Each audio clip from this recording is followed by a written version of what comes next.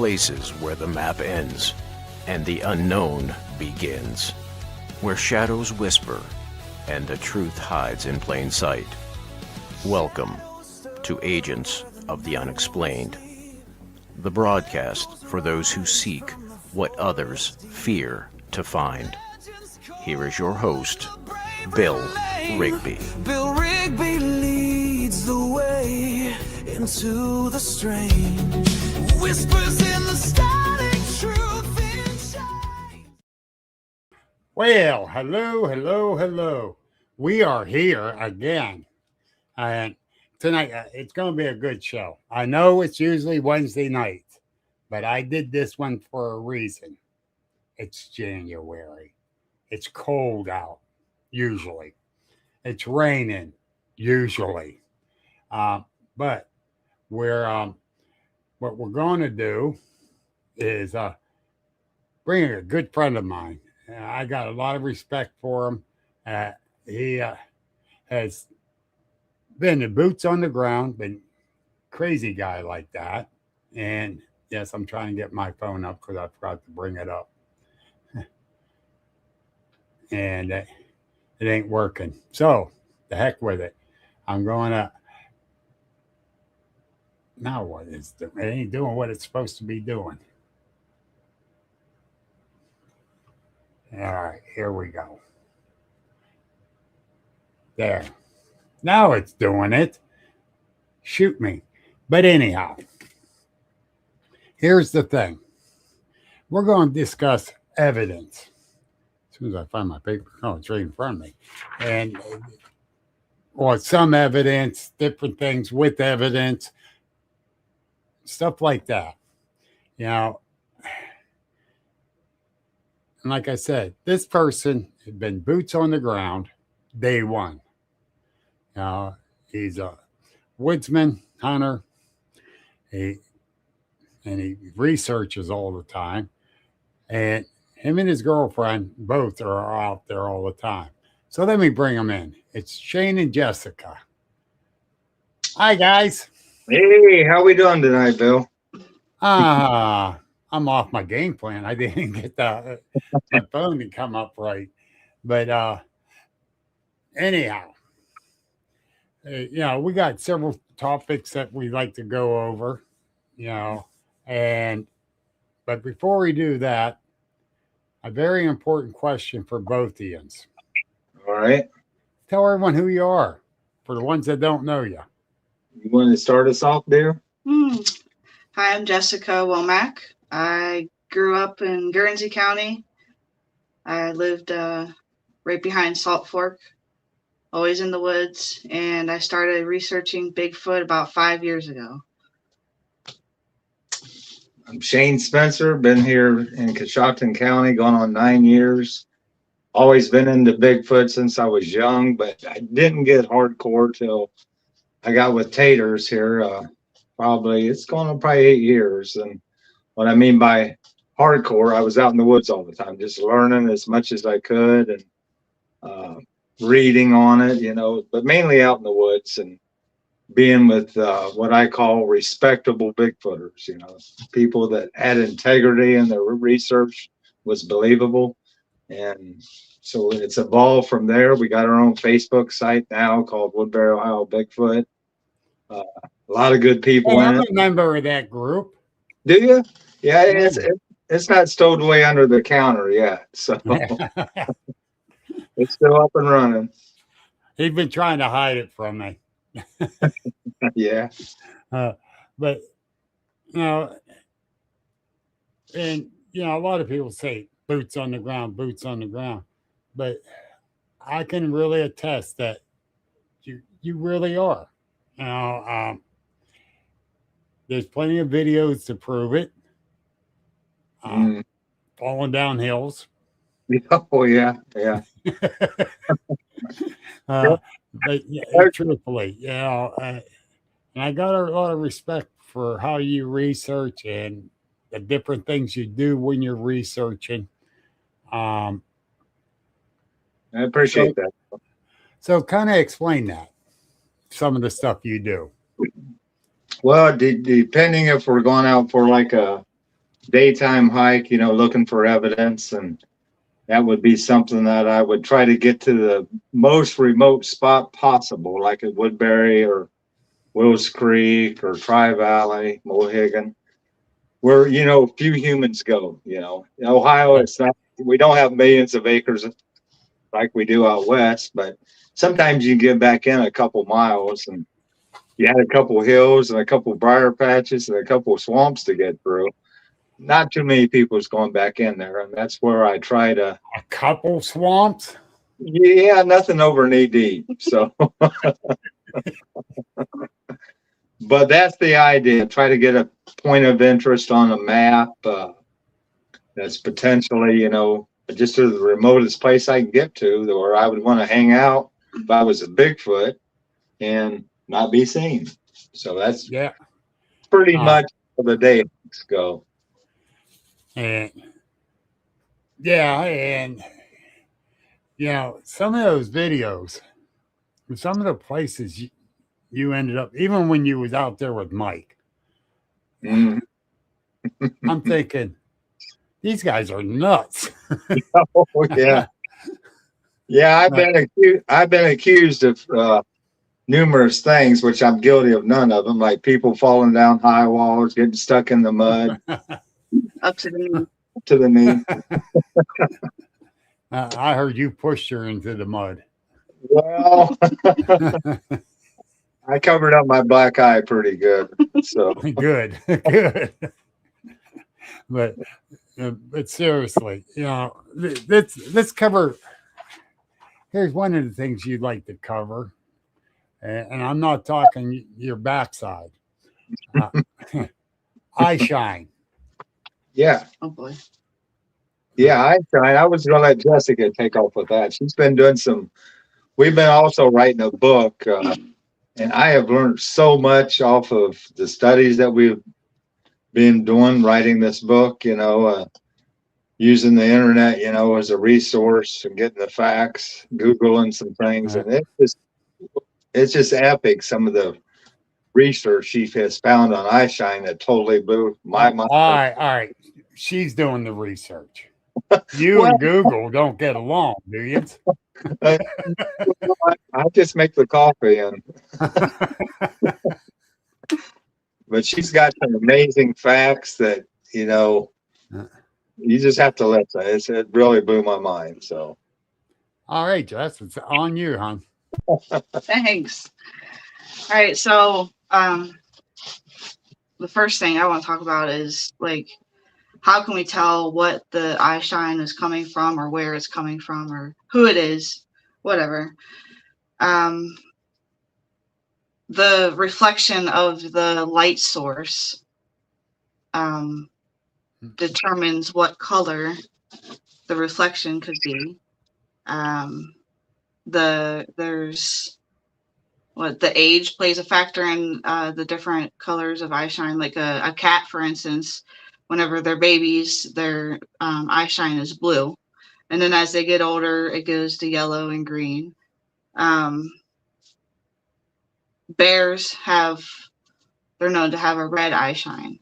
So there's studies showing that bears, as they get older, their eye shine is a darker red. Let's see what else. Oh, so the red eye shine is known for nocturnal animals like possums and bears and whatever other nocturnal. It helps them see at night.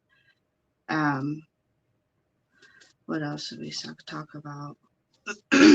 What I found amazing is that the wildlife could actually change color of eye shine, because there's so many multiple reports of Bigfoots having different color eye shine.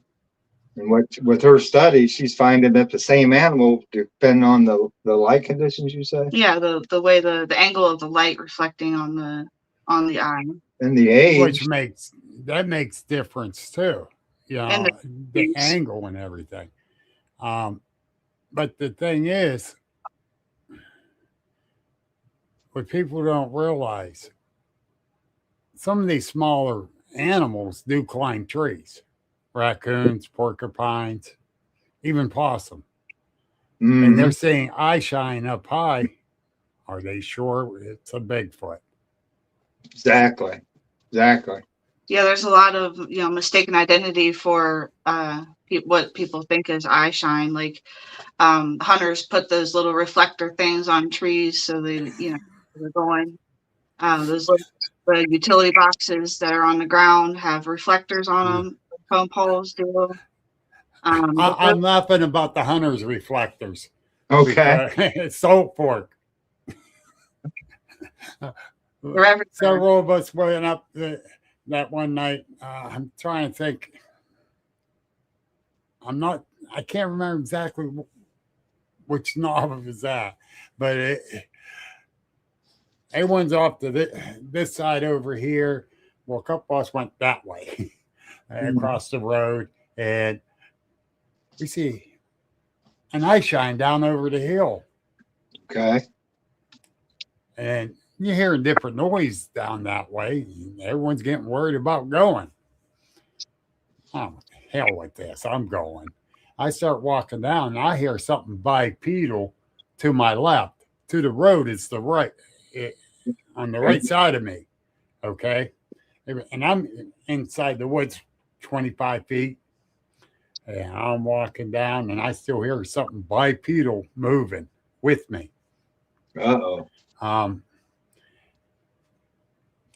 Gwen Purcell was there. She goes, Bill, get out of there. There's something walking with you. I go, I heard it, but no. It's a little ways from me. I'm close to the road, man. I can get out of the woods quick and fly down that road. So I keep walking. I'm getting down. I keep shining the light, and I'm walking. Of course, my light going up and down from walking, and that eye keep going in and out. I'm like, it's only one eye, though. Where's the other eye? Is it hiding behind that tree down there? Yeah. It's a damn hunter's reflector button. But whatever was walking beside me, might as say, on the side of me there, you heard it turn and go farther in. I'm like, okay, that's good. So, yeah, those reflect. You're right. Hunter's reflectors. There's piece of metal. You don't know what's reflecting back at you. No, that's happened to me on multiple times. Another thing is the moon shining through the trees. Yeah. And you only see little pieces of the moon. Or like a light or from a house off in the distance, or like you were talking about, another animal up in the tree on a branch 8 foot tall. And yep. And when that happens, you got to try to remember the width of the eyes apart. You know, with a Bigfoot, they're wider than a human's eyes apart. Guaranteed. Guaranteed. A possum, even a raccoon, is narrower than human eyes. So, yeah, they are. Yeah, she's actually got some of the measurements of the skull width of. You got some of the measurements there? Yeah, like an owl, their skull width is only 2.5 inches, so their eyes are going to be pretty close together. A deer, their eyes are 6 inches apart, and the same with a bear. So, if we think about how big of a Bigfoot's head is, it's bigger than a bear's head. So, yep. Yeah. Eyes are probably going to be a lot wider apart. And how high it's off the ground. Because, like, if people say, oh, is a deer standing on their back leg? Well, a deer's not going to be walking around on its back legs, obviously, and they only stand 7 foot tall whenever they're on their back legs. The same with a bear. A bear only stands 6 foot tall. Most. I did see one that could stand about 7 foot tall, but that was an big old boar. Yeah. But she was kind of fat too. Yeah, and Jay come up with a way to sort of proven, I let her explain about the recreation of the. Say you get something on thermal or night vision, eye shine, and it goes away. And I'll let her Mhm. take it from there.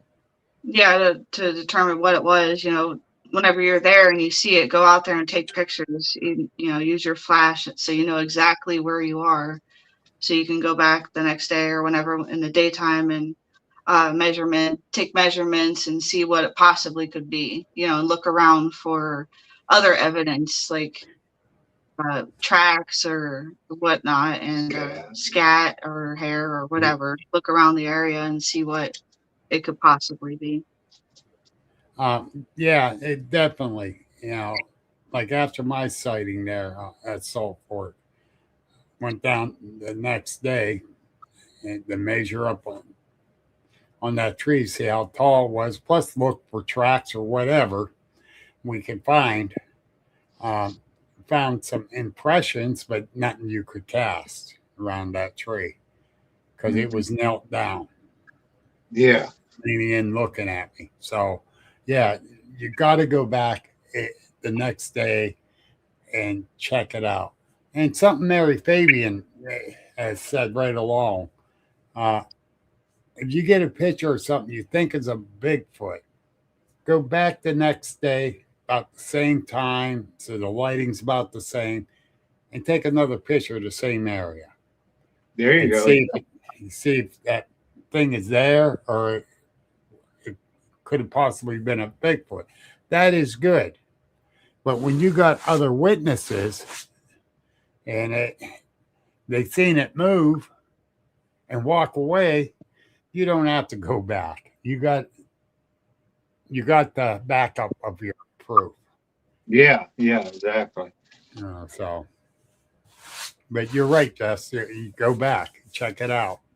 Because you can find other evidence too, even though Yes. Yeah. If you're convinced enough it's a Bigfoot, you go back, then yeah, that would be a hot spot to keep going back. yeah. Everybody goes back to that spot where I had my sighting. Shane, you've been there. I took Yeah. you back there.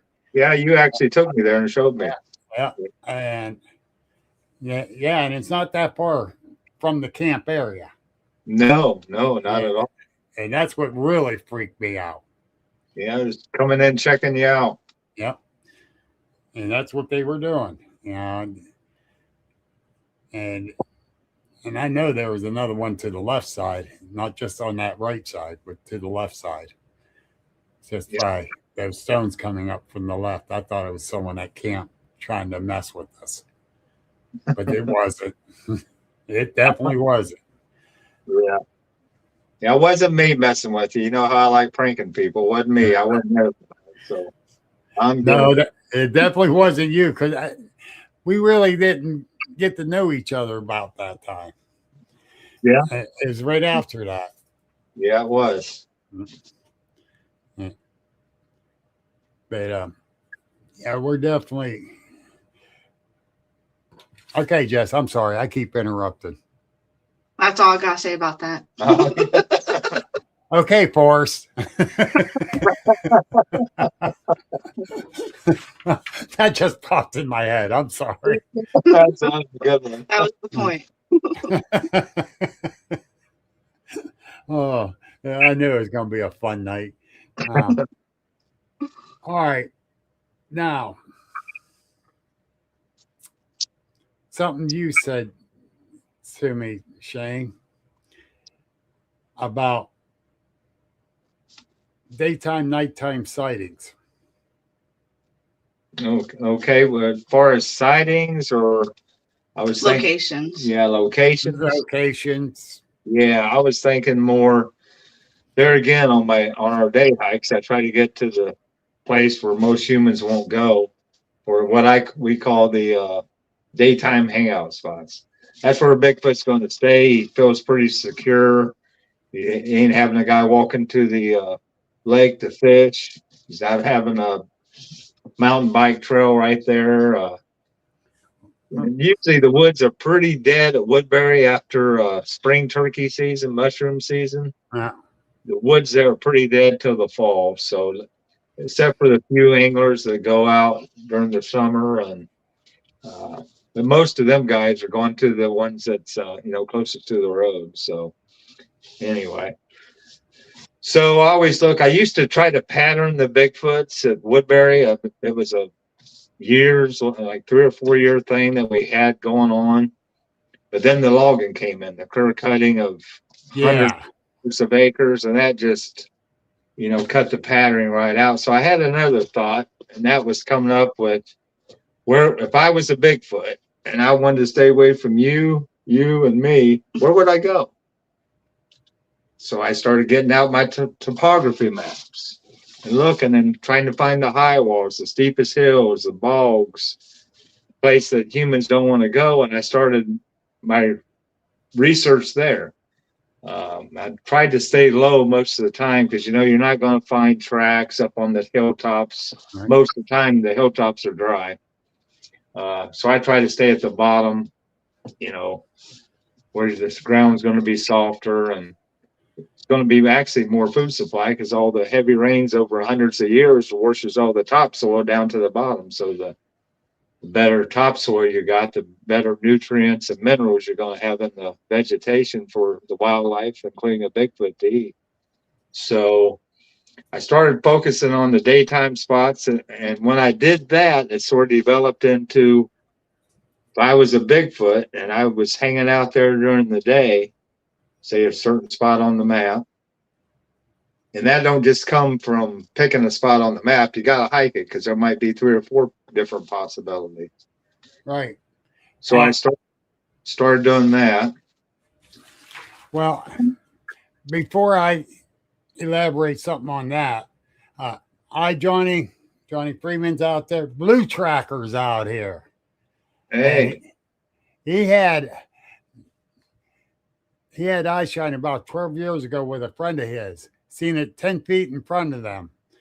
10 There in feet? Ohio. Yeah, there in Ohio. We both froze and watched it from a few minutes. It was midnight and darkness. After that, it had a sound of running away from us. Track. Okay, Blue. About how tall was that? In your estimation? And when he goes to answer that, the clear cut area. They got a lot of treetops down. Am I right? Yeah, you're right. Okay. What lives under the treetops? Well, a lot of time it'll grow up with briars, and you'll have a lot of No. rabbit, Animal wise. Rabbit, squirrel, coons, possum. food source. True. And I've been thinking about that the last couple of years, hearing about clear cuts and that. And I know you get all those treetops. Mm-hmm. Yeah, most of the time. Yeah. Blue says about 8 foot because he's 5'11". Yeah, you are. You're about the same height as me, Blue. Yeah, 8 foot. Mm-hmm. Yeah, That's a good size one. Yeah, really. Yeah, so what color eyes was it, Blue? There's something you can help record with there, Jess, for your eye shine. Yeah. But the thing is that, and it makes good cover for them too. Camouflage covering for a Bigfoot, those tops. Yeah, especially if they're like I'm finding at Woodbury, they're on all fours a lot. So, the tunnels that I've been finding through the briars and just the small tree areas are like as big as you can drive a Volkswagen through. So when we know a deer don't make a trail that big. So yeah, I found that a lot of evidence that they're on all fours. And one of my sightings, it was on all fours when it ran off. And we've even found this spring, I've got video I put on the Woodbury of what looked like foot tracks and knuckles, multiple. Yeah. So it's very featured. That first camp out I had there at Salt Fork that I put on, a young gentleman came with his in-laws to go camping. just to camp because he loves camping and he was going fishing and hiking. And he walked down the trail with his one friend, and they come flying back up and says, "We found some kind of print down there. We can't figure it out." Well, there's a gentleman from Central PA that's a researcher, and I sent him down with them. He took a picture of it and come back up, and he says, "Bill, this is what it looks like." I went, "Man, that looks kind of weird." I said, "You guys going casting?" He says, "Yeah, I gave the kids some casting material, told them how to do it, and they're casting it." And I told them, "Leave it sit till tomorrow." Knuckle prints, a Bigfoot knuckle print. My hand's a pretty good size. Yeah. And it dwarfed my hand. I'll tell you that right now. And Blue said the eye shine was yellow and then went green. Oh, wow. Maybe it turned its head to some different kind of light source. Yeah. Just talking about. Yeah, makes Yep. perfect sense. Yeah. Yeah. Interesting. I give that to her Yeah. since she's the researcher. I like the lanterns and make the coffee. That's all I did. But okay, now let's go with the daytime and nighttime again. Still. Okay, so basically, I've determined, some potential areas where they're hanging out at day, or I've seen, evidence, bedding areas, maybe some potential tracks, or ran across that wet dog smell. So then I look at the map and said, where can I set up at night the closest spot possible to their daytime hangout? Because a lot of times us as Bigfoot researchers, we call it a night at 12, 1, 2 o'clock in the morning. And if we're 4 or 5 miles from their daytime hangout spots, they might not get there till 4 o'clock in the morning. Yep. So I've had a lot better success trying to find, instead of patterning the Bigfoot, is trying to figure out where their daytime spot is where I can set up my nighttime spot as close as possible. Then you look on the map, is there a cornfield close to maybe a potential feeding area? Because there is reports of Bigfoots coming out of the corn. Blackberries, I can give you an example. One of our spots, it was epic stuff going on. My daughter seen a hand. I know that sounds impossible, but if I would take you to the spot and recreate it, actually recreated it with Robert Swan. And he said, yeah, I can believe that. It makes perfectly sense that she just seen the hand. So we would have never known that unless we recreated that hand that my daughter had seen. The trees shaking and stuff coming in like a bulldozer at some of our bait traps. And so with the nighttime setups, you're basically trying to get a Bigfoot as early as you can close to you. And one thing we do is put out bait traps. And when I say bait traps, that's just, we make it like a teepee structure, put some bait on top of it, smoked oysters, clams, chicken, whatever. Smoked ham works really good too. And put a trail camera on. But we try to put that trail camera where the IR light, I've got one IR blocker camera, I need to get more, it's facing the opposite way where the Bigfoot don't see it coming in. Or the plan this year is to get the crow decoys out with the motion detectors, and get them up 20 feet in the tree and have them angle down towards some of our bait traps. Because bait traps do work. Do they work all the time? No, but if you look at the history of wildlife hunting, foxes, coyotes, deer, people use scents. Animals are going to food. All right. Before I read what Tracker said about the other eye shine, you said put the camera about 20 feet up in the air in an angle. Yeah, exactly. Wait a minute. I've been saying that for about 4 to 5 years now. Oh, have you? Yes. I said, quit putting it down 5 to 8 feet high and shooting straight out. Exactly. Quit that. Mm-hmm. Put it up in the tree. Get it to angle down in an angle. Yeah. And go that route. Yeah, and it's easy to do. You just find a 15, 20-foot limb. It's about this big around. Tie your camera on it, then get the dead limb, prop it up against another tree, and you keep jostling it until it eventually get the right angle. Yep. And what looks up? I mean, unless you're squirrel hunting or duck hunting, you know what? I don't look up in the woods. I get a stiff neck if I did that. Plus, I trip over the logs I didn't see. Yeah. So most of us look at eye level. So if a Bigfoot's 8 foot tall, he's not going to be looking up 20 feet. Especially if you No. got pine tree, then it's really watched. Yep. All right. The other eye shine tracker scene was at Salt Fork at the cave area. I was at cave at 4 a.m. There were green eye shine looking at us there a few years ago, he said. Oh, wow. So It seems to be a popular spot for Bigfoot hangouts. yeah, Hozak, yeah. Yeah. I think there's a family pod there. I wouldn't doubt it. Yeah, many reports come from that area. Yeah, from the reports I've gotten out of there, different ones, I believe so. And you know, a tracker. I did post on my Facebook page Sotheby's camp out dates today. They got them all marked, so you know. Okay. Now, with your bait traps, do you hang strings down with double-sided tape? I've did that before for like hair traps.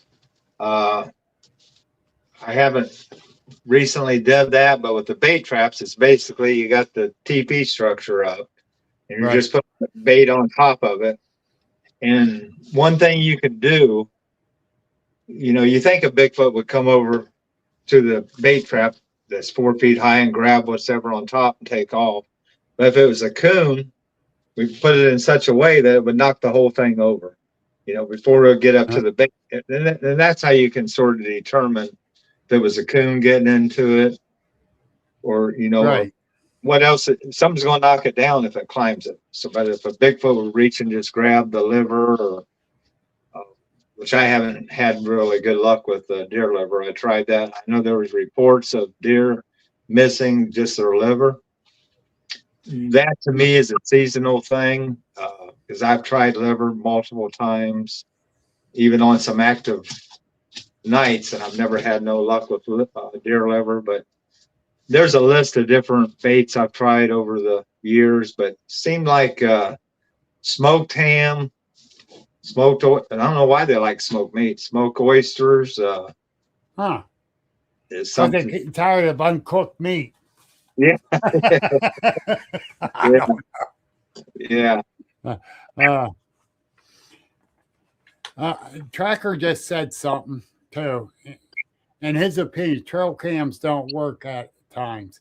The Bigfoot moves them. He had one at 7 foot in the tree and got moved. That's why I say 20 feet up, Tracker. That's there.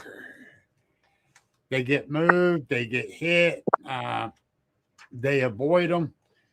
I don't believe we should ever have a trail cam put out, and we're from 5 to 8 feet high. Yeah, I agree with that. Yeah. Yeah. Sometimes I'm lazy and I do that anyway, but yeah. Yeah. Tracker, February 4th. If that date's good for you, he wants to be on the show. Nice. If that date's good for you, I'll mark you in. If not, it'll be a February 18th. Those are my 2 open dates next month. Yes, okay, you got it. I'm putting blue on. Now, there's going to be a lot of evidence. That's another one. And another thing, Bill, when we was set up, we was having tremendous activity this year at a certain spot. For $500, anybody wants to go with me, I'll join you right. Where's this at? It's in the United States. But You know I had to do that one, brother. well, yeah, yeah. You knew I had to do that one. But this went on for a good 3 or 4 weeks, and it just dried up. I went 5 times. The next 5 times, nothing. And I finally figured it out. The blackberries were in season. So the Bigfoots that were down there at the lower elevations, there was no blackberries in that area. They went up to the top elevations, some of the fields that was loaded with blackberries. That's the only thing I could figure out, that they went to the blackberries. That's what I was going to say. Yeah, they're following the food source. Yeah. It dried up. They were moving on. And you got to take that in consideration. Like the one area here, springtime's the best time, and late fall, right before hunting season. It's the best time to get in there to find activity. The rest of the time, it's very hit and miss. Yeah. I found that out with Woodbury at certain spots too. Yeah. Oh, another thing Jay needs to talk about is her Bigfoot calendar, that big desk calendar. Oh, right. Yeah, you got to talk about that. This idea right here will blow your mind. I loved it. All right, so we thought of this idea. We did. I helped a little. But get like one of those big desk calendars and mark down all your notes about where you went on that date, what time, what happened. So you can keep track of that. Because if you keep going back to the same spot and you don't have any activity, what's the point? So you can just look back and even the following year.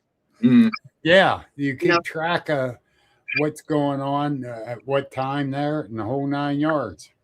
Yeah, because when you go out so much, you can't keep track of where you were and what. Yeah. Yeah, if you got to go Hi, to Virginia. I'm sorry I didn't say it. if you got to go to a notebook, it takes forever. But if you got it on a big desk calendar, hey, July 22nd, I was here at County Road 58 at Woodbury, and we had a potential whoop and a wood knock. That's worth going back to the next year. And Johnny Freeman says, yes, keep a ledger. They're talking about a big desk calendar, like you lay on your desk. Yeah. Which is great because you can, instead of ripping the pages off, you can just use it like a book. Yeah. And you got a big enough spot for that fill everything in pretty much. Then you come to August and you say, hey, August 2025, we had good activity right here at this spot. We better go back here in 2026. Yep. And that's been proven. Me and Mike has proved that at a certain spot for $500. I'd probably take you to, but we proved it because Mike had $110. Sold. Yeah, we have proved that theory, and it does work. Even at the old place that I lived on 60, the Bigfoot activities, like you just said, certain times a year, they're in certain areas, they're following the food. So, but that calendar was a great idea. I mean, she's going to buy me one for my 2nd birthday. I ain't touching that with a 10-foot pole. All right, hang on a second. I got to do something here. Folks, I want to recognize a friend of mine's business. He does a great job. Theta Wave Blue Media. He does a lot of, my grandson's yelling in the other room. He's probably getting mad at his brother. But anyhow, he helps you with your everything. Your medias, the whole 9 yards. You need to get a hold of him. Theta Wave Blue Media. His name's Norm. He will help you out, keep you hopping, and coming September 26th and 27th, the Western PA. I'm tongue-tied thanks to Jessica. Western PA Cryptid and Supernatural Expo in Johnstown. I am the new host this year. We Awesome. are. We got 8 speakers covering everything. Uh, that includes Christina Bloom, who's a psychic. We got the one and only, the supercalifragilistic. Oh, I mean, Dave Tater Wickham. Uh, he's going. He got one hell of a presentation. He's going to be putting on. You know, I just can't wait for his. I really can't. Somebody's going to have to be sitting at my table. And okay, okay. Don't yell at me. I'm probably going to have to put my glasses on. I got Robert Solomon. He talks about giants. Cool. Are they Bigfoot? Are they giants? But believe me, this young man, covers everything. We got Brian Fuller coming in from New Jersey, Maryland, New Jersey. He's a Bigfooter and paranormal. We got Ed Kellerman. Ed's a paranormal researcher, and he has several books out that are well worth reading. He documents everything and he put it in the books. Wow. Dan Hagman, UFOs, aliens. We got the Doss House ladies coming. Mary Fabian. There's 8 speakers. We got some special guests coming. And one, she told me tonight, she's definitely coming. Now, she's a cryptozoologist. Does sea monsters. None other than Katie Elizabeth. She will be up. She told me she's definitely coming. So I'm looking forward to that one. Nice. Yes, and we got a couple other special guests coming. And Johnny Freeman says, document everything. Believe me, you don't have to tell Shane that. Hey, Johnny. Yeah, he is. I've gained 10 pounds since you've been sending me pictures of all the food you've been cooking. He's been sending me pictures of everything he eats, and I tell you what, I'm ready to move in with him. Yep, I get him too. You're not the only one. Yeah, he's got me drooping times. The banana nut bread really looked good. I tell you, yeah, I've been thinking about tonight. I go for coffee. Yes. Okay, I want to touch base on this one. We got 2 more things to go through, but this one I really want to touch base on because I told you, you and me's going to get in a good discussion on this one. Uh-oh. Tangible evidence. There you go. Tangible evidence. Let's hear your theory. Okay. And I'm going to nail you to the wall on it. Oh, I deserve it. So I think I know when somebody goes out Bigfooting, if they don't take anything to get tangible evidence, as far as audio, night vision, flare, got your audio running, are you going to come back with a story? Yeah. That's not going to help. I know most of us agree the only thing that's going to prove the existence of a Bigfoot is a body or some skeleton or something. But still, if we get enough evidence, not just from one group, but from all the groups working together, we might convince somebody. But if we're fighting amongst ourselves and arguing and discrediting, and pretty soon, nobody's going to believe anybody. So working together. Oh, heart be still. Yeah, it's almost impossible, right? But that's the common goal. So, and that's what I try to do we try to do. I don't want to say I because it's a we thing. We go out Bigfoot. We try to get the cameras out, the audio's Sometimes we've got two audios running. Have the thermal on at all times and the night vision on at all times. Because if something happens, it's usually going to happen quick.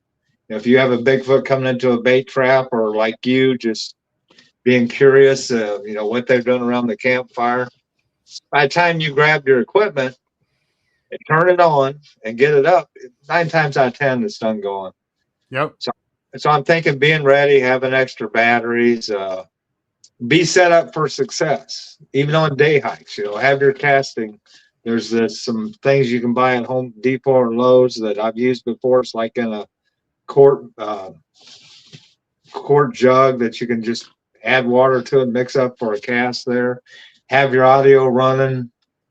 I'm pretty much against GoPros on the hat, because if you ever recorded an hour of you hiking on a GoPro on your hat, all you get is this: your head moving. You're looking up, you're looking down. And if you get one on your chest or have a camcorder at the ready, or one on your back, even. Yeah, I've heard of people doing that. Yes, would be a good one. Kurt, I'm glad you brought this up. Kurt put collaboration over competition. I agree, but too many just stubborn people out there. A lot feel they have egos to maintain, when it should be about the research and comparing notes to find patterns. And that's what the hell I've been saying from day one. For years, you've been saying that, Bill. Yes. Yeah, you have. And I get so disgusted at seeing these people don't want to share or try to keep everything to themselves. Give me your information. Well, give me some of yours too. I'm willing to share. Yeah. Not. These egos got to quit. Yeah, I'll still share. I don't care. Yeah, it's like the ideas with coming up with me and your thought that about putting the trail cams 20 feet up in the tree. Yeah. The baits that we've been using, I've been telling people this has worked and this don't work. So only thing I hide is what do I hide? The candy bars around the house. So that's the only thing I hide. So, as far as Bigfooting research, I thought you was going to say toilet paper, so she don't have any out there in the woods. Don't give me any Drip idea. dry, lady, drip dry. Oh shit! I just went down the wrong rabbit hole. but yeah, I agree. And that's going to make your work more credible when you're out sharing. You're trying to hide everything. What's the point? Well, you get evidence and you're hiding it all. Keep it to yourself. Why go out at all? Because they want to be the one to find them. Yeah, if a stranger come up to me and said, "Shane, Jessica, where can I go at Woodbury in August to have a possible Bigfoot encounter or get evidence?" I would freely tell them one of my best spots. I'd say, go for it. If I'm not going to be there, go ahead and go for it. Yeah. Anyone wants to know where I had my sighting at? I tell them exactly where. I don't care.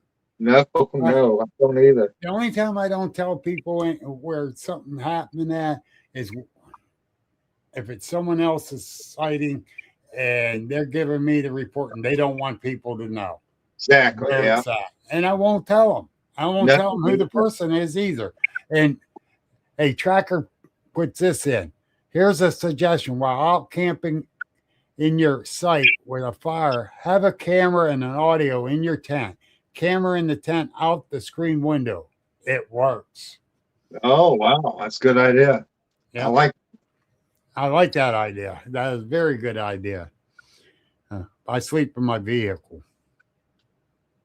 Yeah, another thing we're going to set up is like a tablet, Bluetooth to your thermal or night vision. That way you can sit in your chair, watch your screen, have your thermal or night vision pointed at one of the bait traps or a possible trail, which way you think a Bigfoot would come in or previously have come in.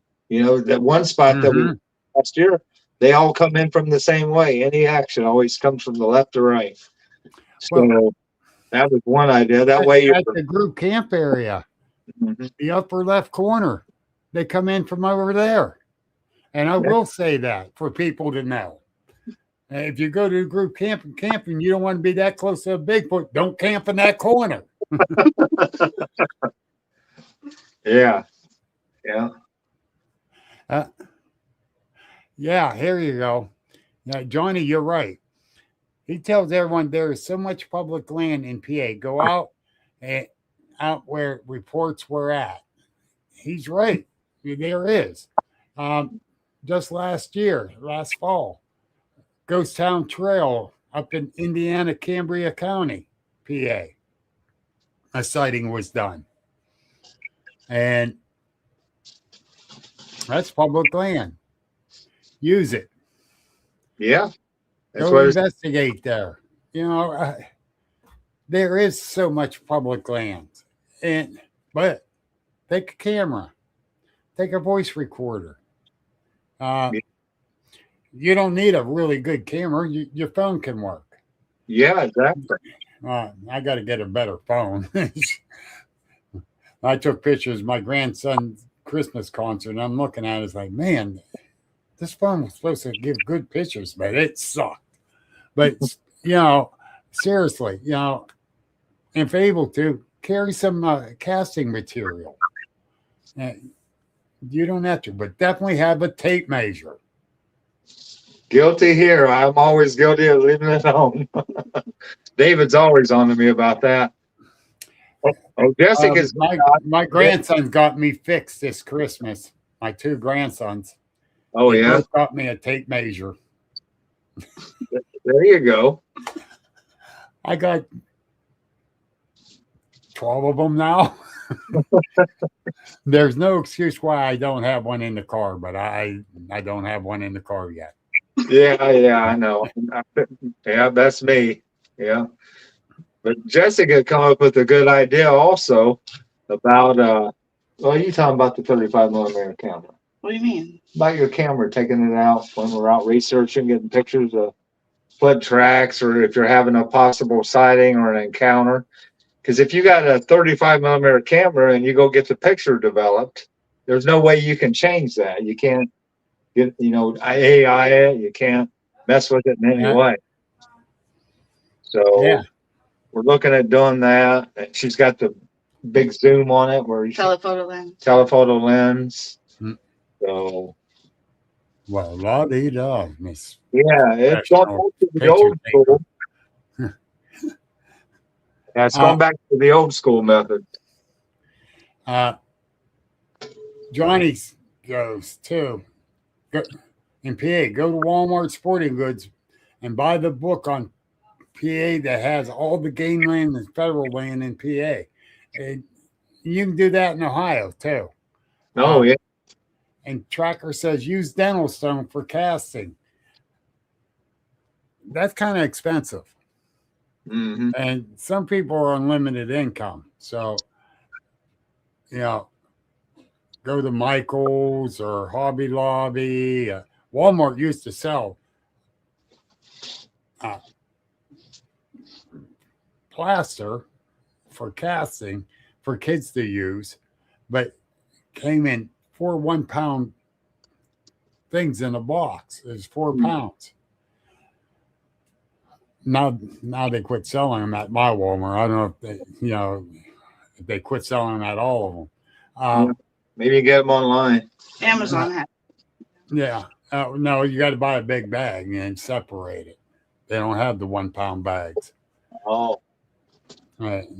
1 pound's perfect. is it? 8 ounces of water. That's all you need. 1 pound and 8 ounces. Yeah.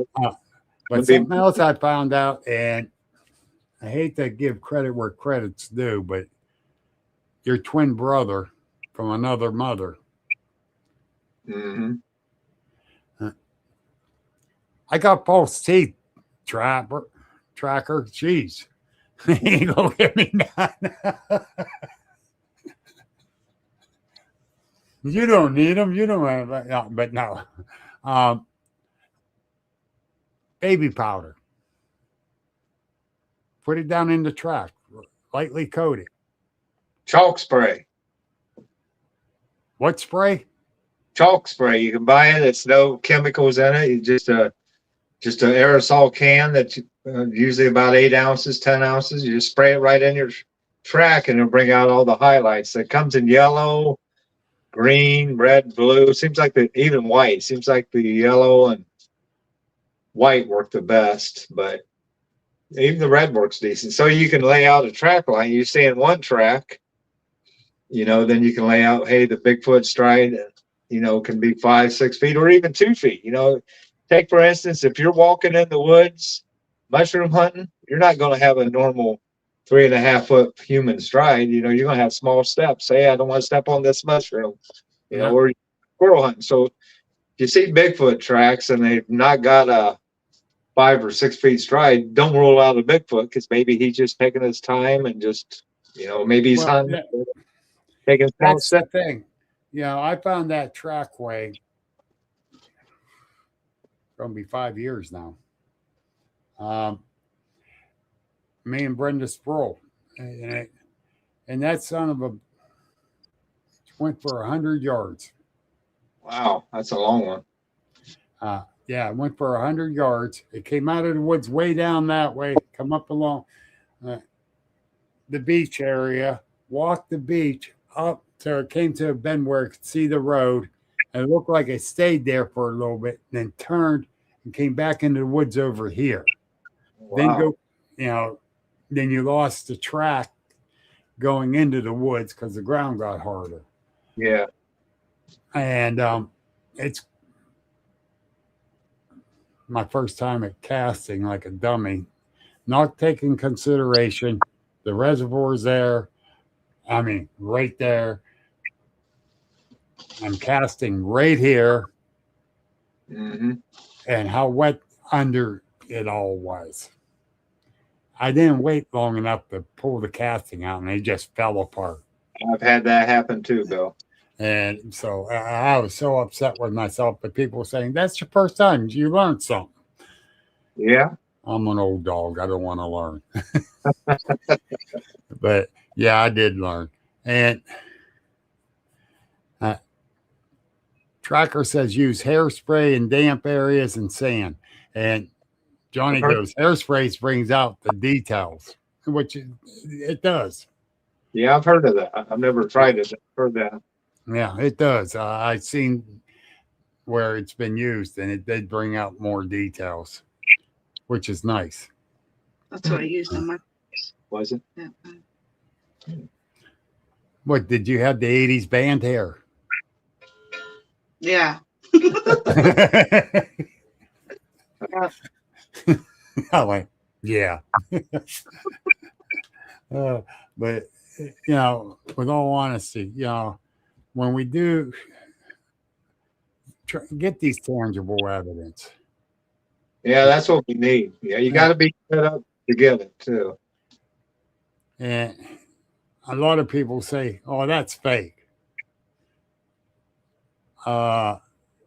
The print's 15 inches and it's 7.5 inch wide, and it's a 5.5 foot spread. It's fake. Yeah. Yeah, right.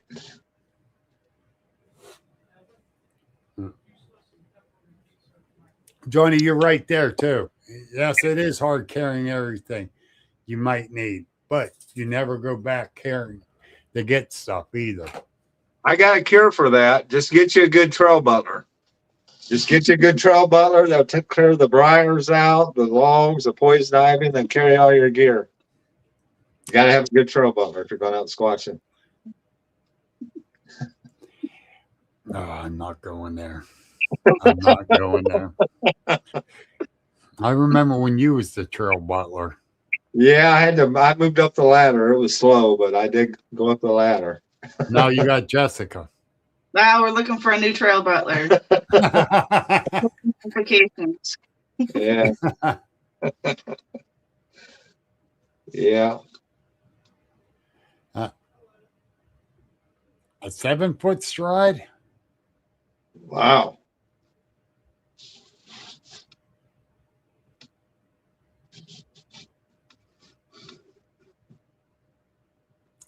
That's a hell of a stride. Yeah, there's. It's a 14-inch with a 7-foot stride. He's been Maybe he's running. watching this for 7 years. Yeah, maybe he was jogging, running, or just walking real fast. Wonder if you got a longer strike going downhill. I know you got a shorter strike going uphill. Going downhill, you'd probably have a longer strike.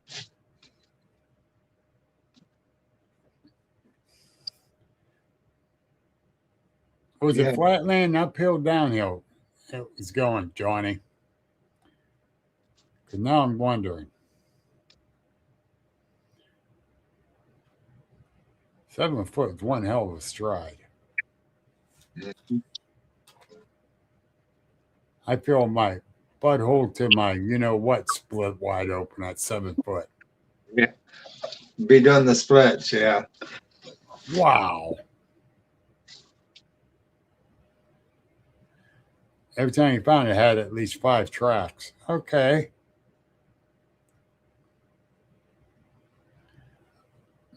But 7 foot, goddamn. That's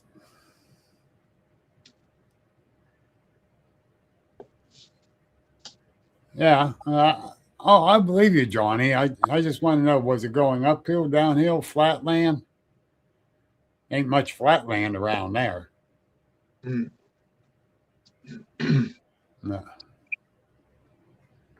He's right. He's over in the Chestnut Ridge area. Oh, okay.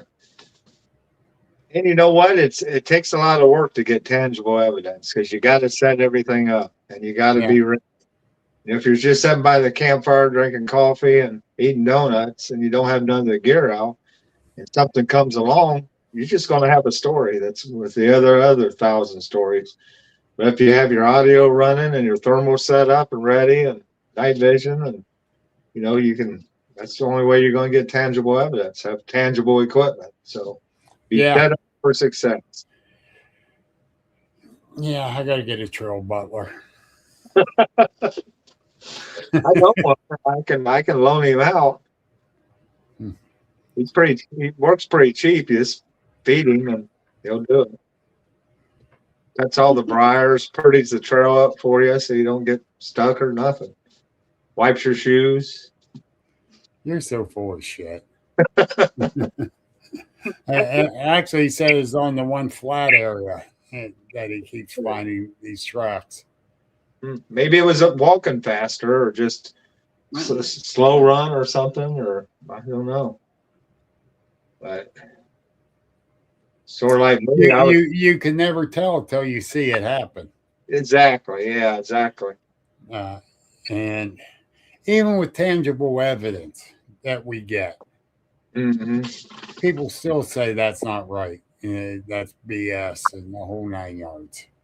Yeah, a lot of them do, but if you've been Bigfoot for years and you've kept your integrity and you're not hoaxing, you're real dedicated, boots on the ground, people's pretty much gonna in the circle, the real Bigfooters are gonna know the real Bigfooters. Yes. Like Johnny Tucker, he's a real Bigfooter. Let me tell you, I was wearing his shirt the other day. Oh, was you? Yeah. Yep. Yeah, Medoc Bigfoot. And I go, what is Medoc? He goes, that's the mountain area that I investigate. Oh, okay. I always wondered what the hell that meant. Yeah, Johnny, he's definitely boots on the ground. Whenever he gets a chance, he's not working the railroad. He's out there. Yeah, we're talking about getting together this summer. Me going to North Carolina, meeting up with him. But if Johnny puts a story out or a picture, it's just like me seeing it. I totally trust him. David, Taters, people like that. It's got integrity. It's like I was there. If they tell a story, just like you, Bill, if you tell a story of something happened, I don't need to be there to believe you. It's just, that's that circle of integrity that we. And that's like when I go to these different events and I'm doing a presentation, I tell them straight out, I'm going to be honest with you. And I'm not going to BS you. I'm going to tell you, yes, it's this, or no, it's that, or because unless I see it do it, Hmm. I can't say it actually did it. Exactly. Yeah. That's like tree structures. Amy, yes. Actually, a good friend of mine, Jack Warren, has a picture of one, Hmm. and you can tell it's one. Hmm. Uh, and which flipped him out. It totally flipped him out that he got that picture. And that's another researcher I trust 110%. Yeah, I've been out with Jack a couple times, and Mountain Matt, goat. listening, I'm ready to get out with you again. Yeah, he's Yeah. a real good guy. I Yep. respect him a I call him mountain goat. lot. Mountain goat. But yeah, it's very interesting with that. Uh, Another good friend, Jay Fouch from Conshohocken. Yeah, I've been out Uh, with Jack too several yeah, times. that's another one. He puts up pictures that you cannot tell what the hell it is. You Mm. can guess, but he's taking these pictures at 300 yards. And then he got some pictures that will blow your damn mind. I've seen some of them. Yeah, Did you see the one with that Bigfoot up on that roof of that building? Did you see that picture? I can't remember. I know the one that stuck out was the one looking in the kitchen window. Yes. That and really was creepy. I Uh, mean, it but really freaked me out. the one up on the building, it was a big one, and you knew it was a Bigfoot. Mm. Yeah. And he posts everything. He don't care if it's a lousy picture or a good picture. Mm. He says, I ain't doing it to impress anybody. I'm doing it for me. This is my record of it. Yeah, He says, anything happens to my film, this is it. yeah, And I respect him wholeheartedly too. That's another one I totally respect. Mhm. He has more integrity than most out there Yeah. for researchers. Yeah, integrity is key because Yeah. you get in the wrong group, and that's a lot of Bigfooters, especially new into Bigfooting. They get with the wrong people, and everything's a Bigfoot. Every noise is a wood duck or a Bigfoot. Pretty, I found that. and pretty soon, it's just other people see that, and it's like a comic circle. It's just Yep. you got to rule out everything but a Bigfoot. So Um, you know, be a skeptic when you're trying to figure things out. Be a skeptic. Don't be a total believer. exactly. And always keep an open damn mind. Yeah, yeah, 100% on that. All right, I'm going to say this, and that might tick a couple people off, and I really don't give a flying you know what on this one. You got three different groups of Bigfooters. Okay. You got the flesh and blood. You got Mhm. the interdimensional, Yeah. and you got the extraterrestrial group. Okay. I don't care what group you belong to. I really don't. But there's so much inner fighting amongst these groups. Mhm. I don't care. Keep an open mind. What I saw, God bless you, Fred Saluga, because I said it wrong during one presentation. He corrected me real quick. What I saw, and I still presume it was flesh and blood. Mhm. And when I said what I saw was flesh and blood, he goes, Yeah. oh, I did something wrong. He raised his hand. And if you know Fred, he's very blunt. Mhm. And he goes, how do you know? What? How do you know it's flesh and blood? Mhm.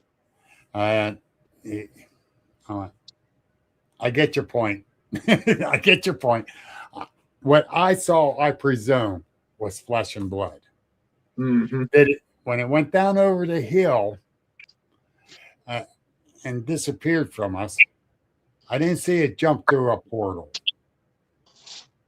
I didn't see, beam me up, Scotty. I didn't see that. So I don't know. I don't know what they are. I still presume they're flesh and blood. Yeah, I'm the same way. And you know, a lot of our research, you know, like orbs, I had a hard time with the orbs until, and I didn't discredit anybody on their stories because a lot of reputable people said they seen an orb while having Bigfoot activity. I didn't dismiss it, but that wasn't my area of research, the paranormal. But that one night in a certain place, we had my son-in-law was with me, Tony, and he was at college for 6 years. He's hunting all his life, and he went out with me one night.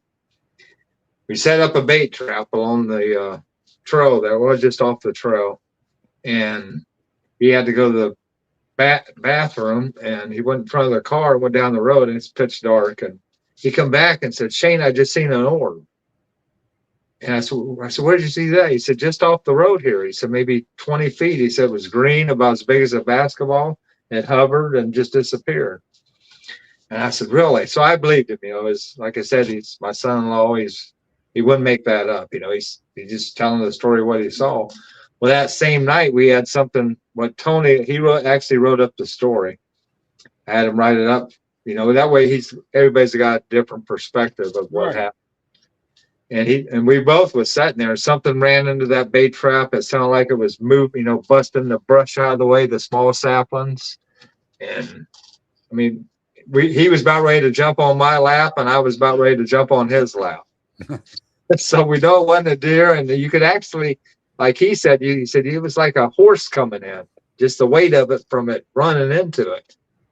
And both of our hairs was up on our neck, and I'm grabbing the thermal, you know, trying to, you know, catch something to come in. But like I said, it happened so quick.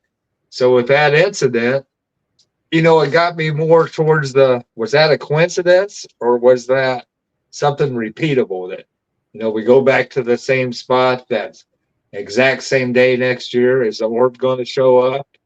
And Jessica did some study on orbs, and what did you come up with? That it was like a methane gas? Yeah, like that. What other reason would there be a ball of green lighting up, and like a gas leak or something? And natural gas lines.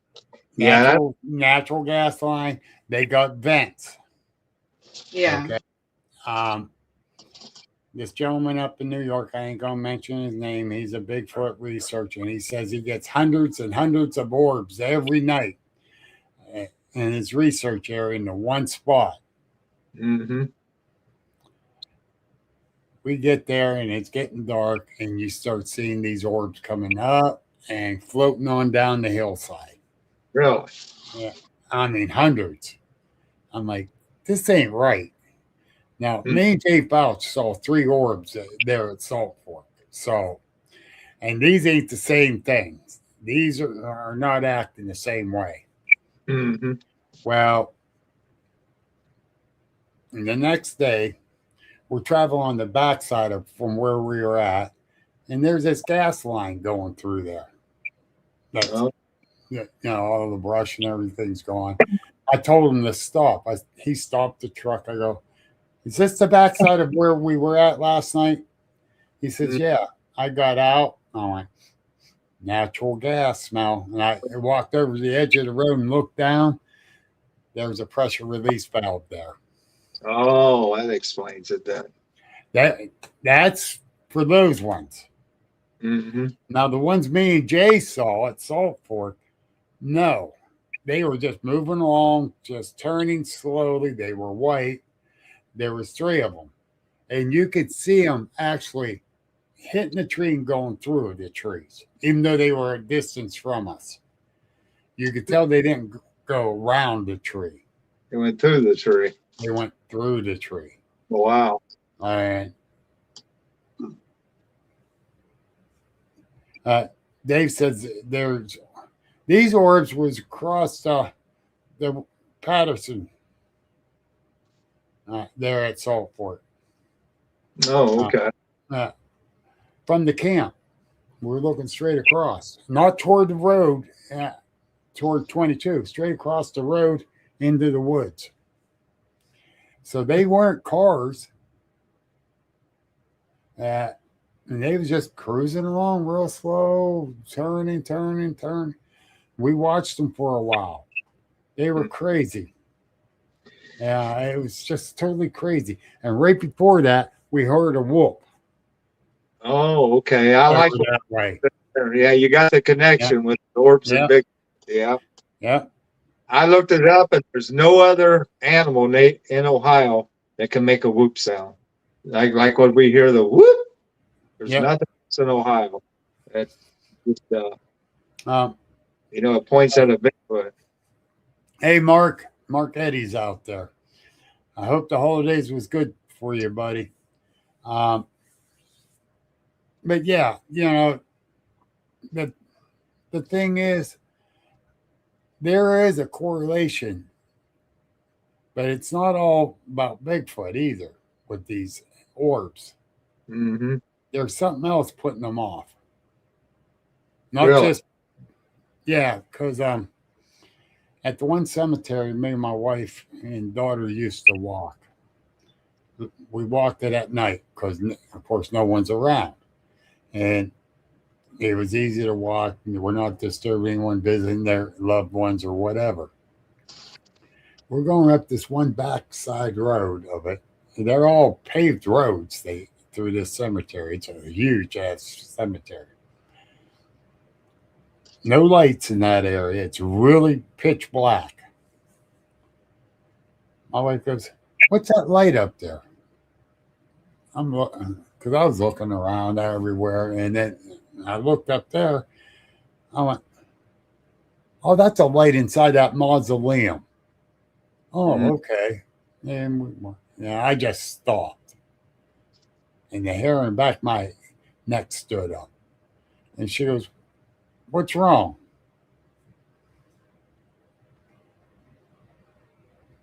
There's no windows in that mausoleum, and there's no electric to that mausoleum.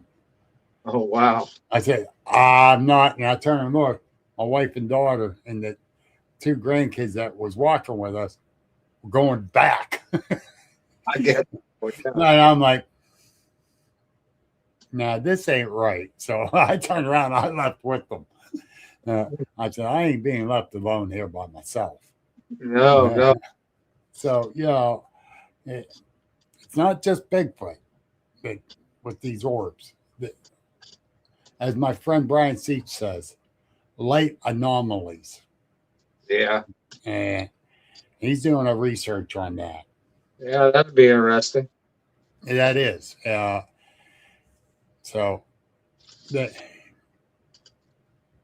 I don't know. These light orbs, they come in different colors too. Yeah, like the green one. It's Green, orange, white.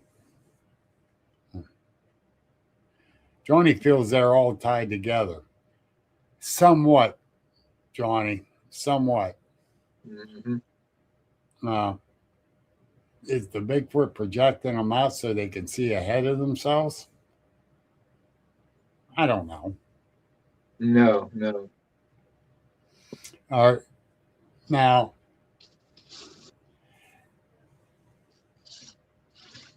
we know about infrasound. Yeah. I really know about it. I got nailed twice with it. That's the only explanation. I got nailed twice. Not the same day either. Mm-hmm.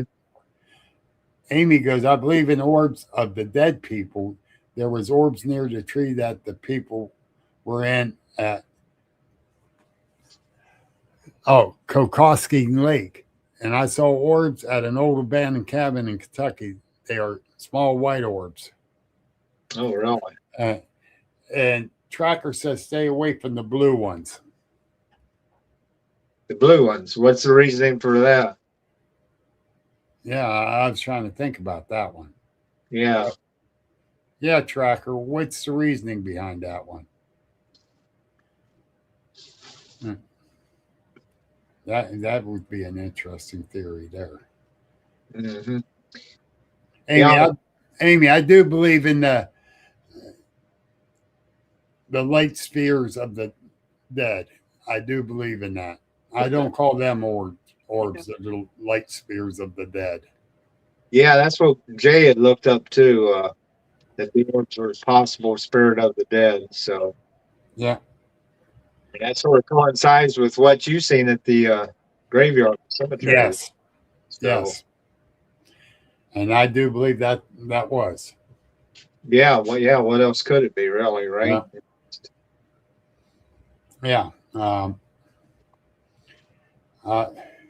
It's very interesting though. And I'm studying too much stuff, and I get sidetracked studying the orbs to the cryptids to the paranormal to the UFOs. You know, Yeah, I don't not, have. I got to have a couple more of me to help doing more studying. yeah, knowledge is power. So yeah, Yeah. the more studying you can do, the more information you'll know to pass on to somebody else. So He says the blue ones try to lead you out to flow them, help them flow. Take your energy then. so it's like A demon. an evil entity then in the blue ones. Yeah. Never heard that. Do you have any idea what the green ones mean? Means Or go. red means stop, right?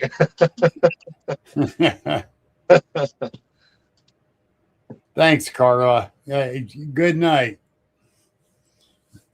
Yeah, that'd be interesting if other people would comment of, if they've seen a green orb, what happened that night. Was it a Bigfoot? You think it was a seen a UFO, or that way we could maybe determine what color orbs and what's happening, you know, with them. I yeah. Blue means caution. Caution for the blue. That's what Amy's saying. All right, Amy, tell me how you come up with that one. I'd like to know, seriously. I'm not being a smartass. No, neutral.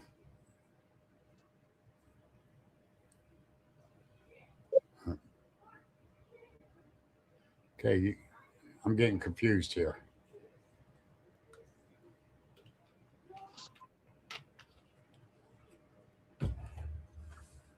You didn't spike it, did you? All right, Dave. Tracker, you're in trouble with me because that's going to be part of our podcast, brother, when we do it in February. Yeah, because see, Tracker got us a lot of info. He's been doing enough research. Mm-hmm. Yeah. Yes, they are. If they're trying to take the flow from you, yeah, that's bad. Yeah. There ain't a doubt in my mind. Wonder if there's any dogman reports with the blue orbs.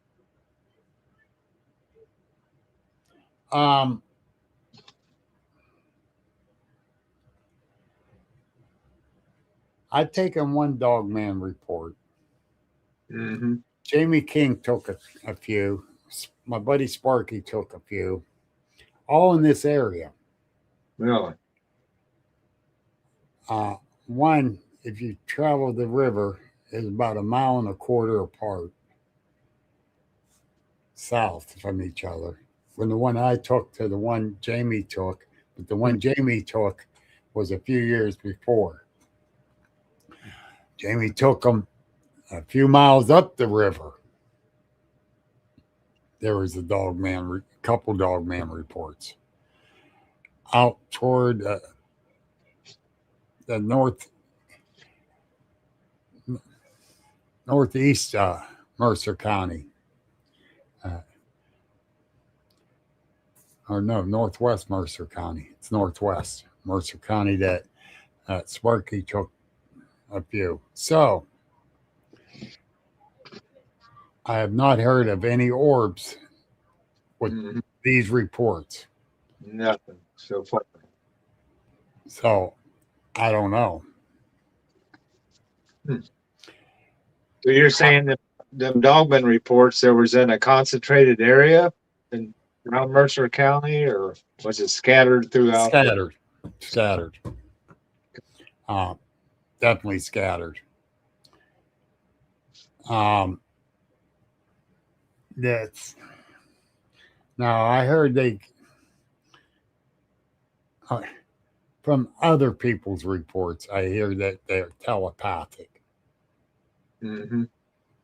Well, I think you're friends with the one that does all the Dogman podcasts and research.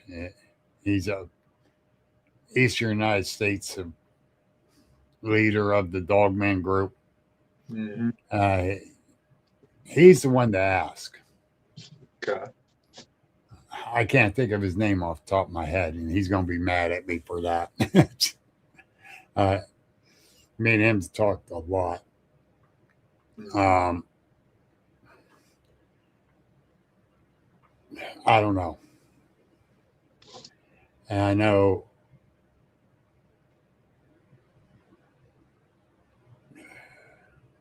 I don't want to cross one. No. I wouldn't mind keeping one at a distance, but during the daylight. When I'm in an armored car, yes. But then you hear how they'll attack you as soon as they see you. I've read reports where they looked at the people and kept going. The report I took, they came up from the river, started crossing the trail because the young man was headed to go to his fishing hole up the trail there. Mm-hmm. And they came up out of the river, through the brush, up out of the river, looked over at him, and it just looked at him and then cut on into the woods across the trail, which is a very narrow set of woods because you got the Fredonia yards, railroad yards right there. Oh, wow. So it had to be traveling up and down those woods. And I mean, narrow, I'm going to say like 50 feet, 75 feet wide, but it goes a long ways, you know. Something that really stood out, Bill, what you just said about the railroad tracks. One report I took up north in around Wellington, Ohio. I showed up at the people's house, and their house was literally one house. Their house was right beside the railroad tracks, and that's where they had the multiple dogman sightings right in their backyard, which was a big backyard, right along the tree line there. Then there was railroad tracks. So very credible people that I took the report from, and husband and no, I don't think they're married. Yeah. You know, that and travel the river too. Of course, the railroad runs along the river too. Oh, okay.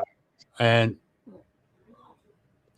we're on the north side of Sharon, which is, as a bird fly, less than a half mile from my house.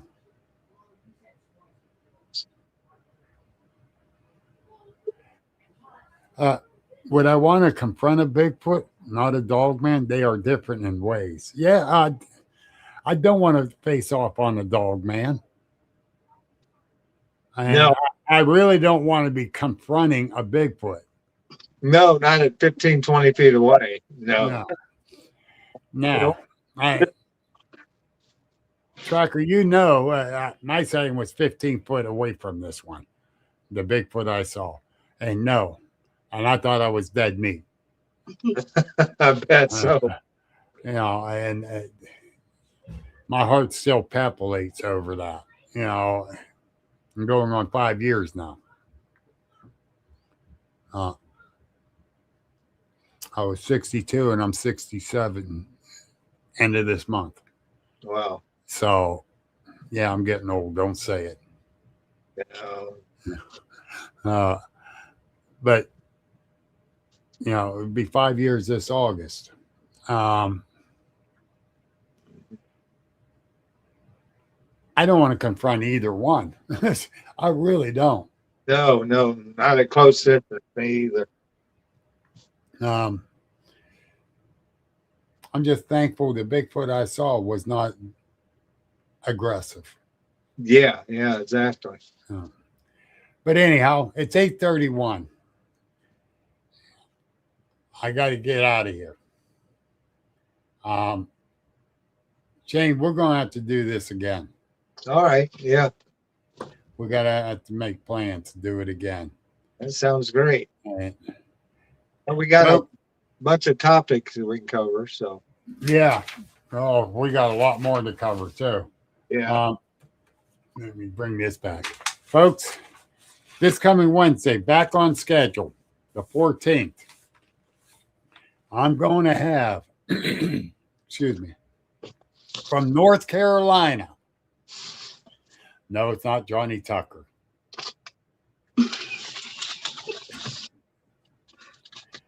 Yeah, you're right, Tracker. I'm not going to deny that. Because number one, yes, I was looking for this thing. Number two, did I think I was going to see one at 15 feet? Hell no. And you're right. I did have the fear in me. So, yes. Am I going to act the same way when I see it another one? I don't know. Is it that close? Maybe, and maybe so. Or maybe I'll be more relaxed. I don't know. But anyhow, let me get back to this list. The 14th, I'm going to have John Fuquay. I think that's how I'm saying it. I'm going to have him pronounce his own name. Hey, thanks, Johnny in Virginia. Then on the 17th, I'm going to be on Dave Bruce's podcast. I'm not doing the podcast. He's doing it. The 21st, I'm going to have Brian Fuller from the East Coast. He does Bigfoot and paranormal. Then on the 28th, I'm going to have Christine Bloom. She's a psychic medium. She is awesome. Yeah, she really is. She's a good friend. She's awesome. She's from the Wisconsin area. Then on the 31st, you guys heard me speak of Fred Saluga. I will go out with you, Tracker. I'll definitely go out with you.